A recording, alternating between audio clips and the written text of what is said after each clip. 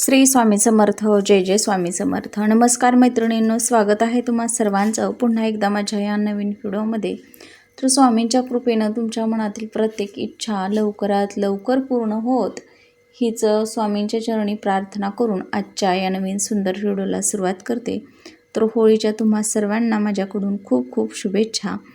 तर उद्या सोमवारच्या दिवशी आलेली आहे होळी आणि होळी दहन बघा, मनुष्याला आपल्या मनातील वाईट विचारांना होळीप्रमाणे आगीत जाळून राख करावी या गोष्टीचं प्रतीक मानलं जातं. म्हणजेच वाईटावरती चांगल्याची मात म्हणून आपण ही होळी साजरी करत असतो. यामुळे आपले मन निर्मळ व्हावे ही अपेक्षा असते. दुसऱ्या दिवशी धुलीवंदन हे साजरं केलं जात असतं.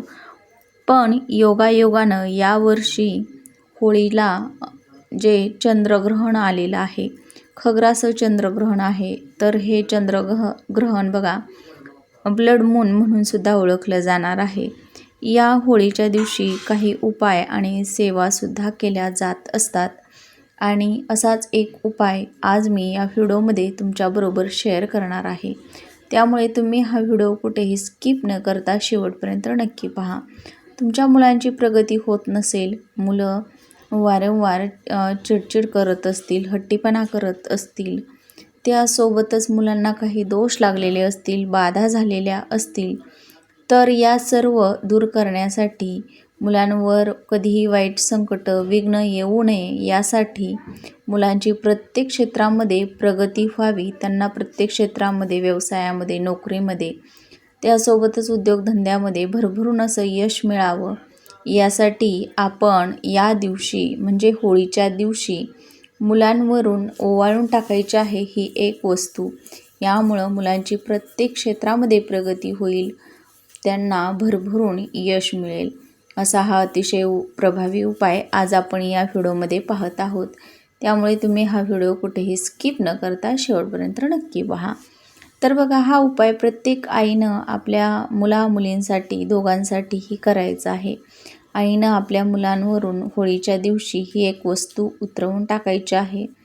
यामुळे मुलांचे सर्व दोष, वाईट विघ्न, संकट, मुलांच्या आयुष्यातील सर्व बाधा दूर होणार आहेत.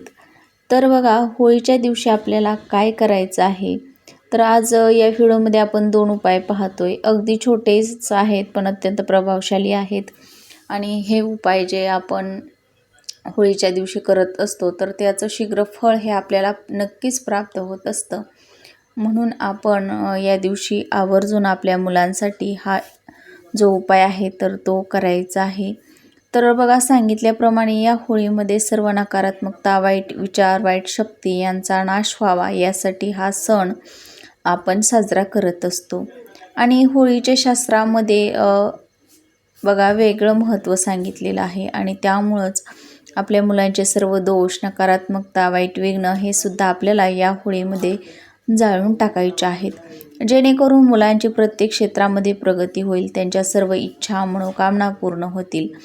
तर जे 2 उपाय आहेत तर ते दोन्ही उपाय तुम्हाला सायंकाळच्या वेळी करायचे आहेत. अगदी लहानातील लहान मुलींपासून ते मोठ्या मुलांपर्यंत, मुलींपर्यंत तुम्हाला हे उपाय करता येणार आहेत. बघा, अगदी लहान मुलं असतील जे शाळेत जात नाहीत, सारखे आजारी पडतात, किरकिर करतात, चिडचिड करतात, त्यांच्यासाठी सुद्धा तुम्ही हा उपाय करू शकता. तर बघा, पहिला जो उपाय आहे तर तो करण्यासाठी आता बघा, प्रत्येकाच्या घरी किंवा घराच्या आजूबाजूला होळी ही पेटवली जाते. प्रत्येकाच्या घरासमोर होळी जी आहे तर ती या दिवशी पेटवली जाते. आपण या होळीची पूजासुद्धा करत असतो. तर बघा, तुम्हाला काय करायचं आहे, या दिवशी होळी पेटवल्यानंतरनं आपण बघा होळीची पूजा करतो आणि होळी पेटवतो.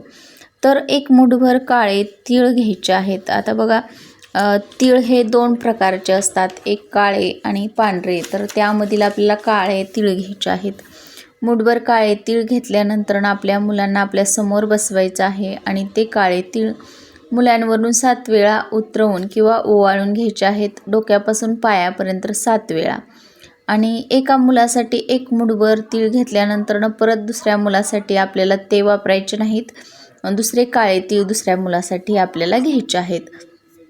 2 मुलं जर तुमच्या घरामध्ये असतील तर 2 मुठी काळे ती तुम्हाला घ्यायची आहेत.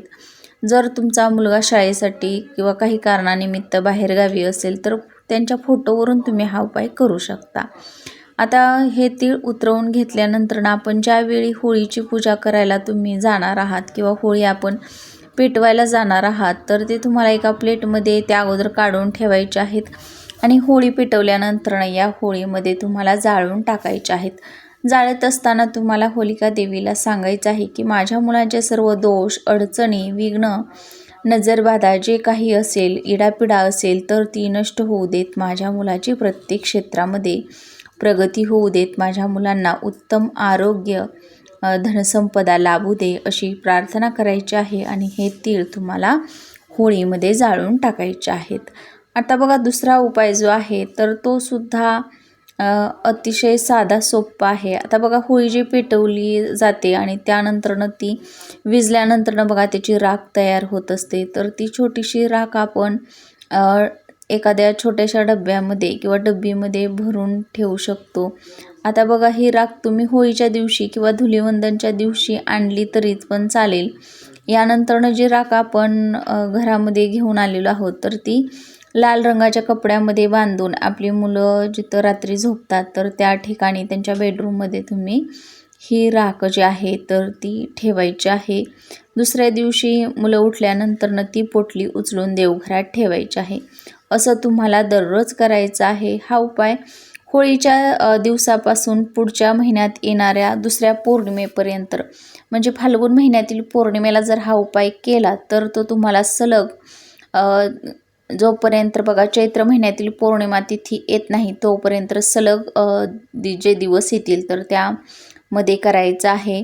आणि नंतरनं ही जी राख आहे तर ती आपल्या मुलांच्या कपाळावरती एक टिळा रोज नित्यनेमाने द्यायचा आहे. आणि नंतरनं बघा पौर्णिमेपर्यंत जी पण राख शिल्लक राहील तर ती राख जी आहे तर ती आपल्याला वाहत्या पाण्यामध्ये विसर्जित करायची आहे. अशा पद्धतीनं आपण हे जे 2 उपाय आहेत तर ते पौर्णिमेच्या दिवशी आपल्या मुलांसाठी करू शकतो. त्यांच्या प्रगतीमध्ये येणारे अडथळे, बाधा दूर करण्यासाठी करू शकतो. तर माहिती आवडल्यास लाईक करा, शेअर करा आणि चॅनलवर नवीन आला असाल तर प्लीज चॅनलला सबस्क्राईब करा.